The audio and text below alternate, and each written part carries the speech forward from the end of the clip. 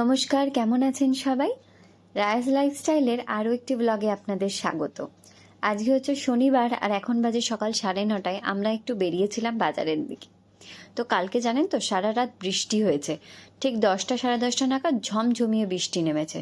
এই বৃষ্টি নামাতে সবাই যেন প্রাণ ফিরে পেয়েছে, কেননা কদিন ধরে খুব গরম ছিল।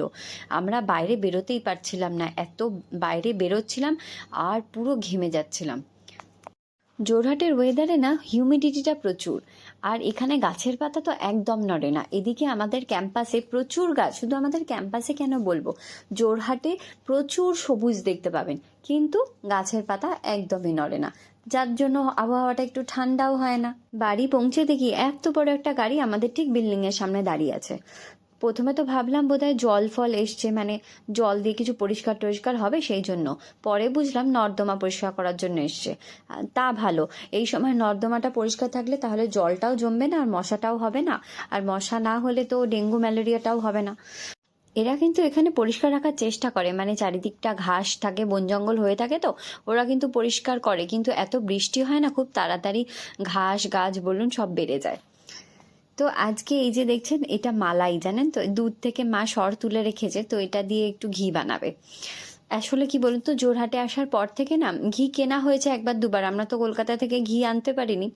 তো এত বাজে ঘি, সেটা ভাতের দিয়ে না খাওয়া যাচ্ছে না। পিহুকে একদিন দিয়েছিলাম, ও তো খেতেই পারেনি। তো এই যে ঘিগুলো কিনতে পাওয়া যায়, ওগুলো তরকারিতে পরোটা টরোটাতে দিয়ে খাওয়াটা ঠিক আছে, বাট রোজ যদি ভাতের সাথে, বাচ্চাকে রোজ তো একটু ঘি দিতেই হয়, যদি বড়রাও খেতে চায় তাহলে কিন্তু ওই ঘিটা একদম বাজে লাগে। তো তাই জন্য মা ঠিক করলো, আমাদের যেহেতু যে দুধটা দেয় সেটা দুধটা খুব ভালো দিচ্ছে, দেয়, তো ওপরে একটু মালাইটা মা তুলে রেখে দেয়। রোজ রোজ করে না, মাঝে মাঝে 3-4 দিন ধরুন তুলে রাখলো, তুলে রাখার পর ওটা ফ্রিজে স্টোর করে রেখে দেয়। কিছুদিন বাদে আবার যদি ঘি খাওয়ার ইচ্ছা হয় তখন মা এরকমভাবে ঘি তৈরি করে নেয়। আর এই ঘিয়ের স্মেলটা কিন্তু সত্যি দারুণ আসে। এই মায়ের এই ঘি করা দেখে আমার একটা ছোটোবেলাকার কথা মনে পড়ে গেল।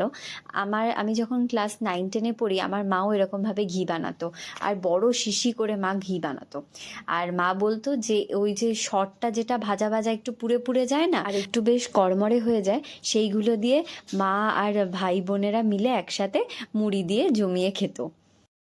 এখানে যখন এই মা ঘি বানায় তখন ঠিক আমার মায়ের কথা মনে পড়ে, আর মা ঠিক গল্প করতো যে এরকম করে খেত, আর মা বড় বড় শিশি করে ঘি বানিয়ে রাখতো। আমাদের অনেক দিন চলে যেত ওই ঘি দিয়ে। রোজ তো ভাত দিয়ে খাওয়াই হতো, প্লাস ফ্রাইড রাইস হতো, আর পুজো বা উপোসবারের দিনে ওই ঘি দিয়ে লুচি হতো, পরোটা হতো, কত কি হতো। আপনাদের সাথে গল্প করতে করতে দেখুন ঘিটা কিন্তু বানানো হয়ে গেছে। এই ঘিটা আমি রোজ পিহুকে একটু করে ভাতে দিই, আর আমরা নিজেরাও যদি গরম ভাত থাকে যখন খেতে ইচ্ছা করে এই ঘিটা দিই। এত সুন্দর গন্ধ বেরিয়েছে না, মানে বাড়িতে বানানো ঘিয়ের স্বাদটাই আলাদা।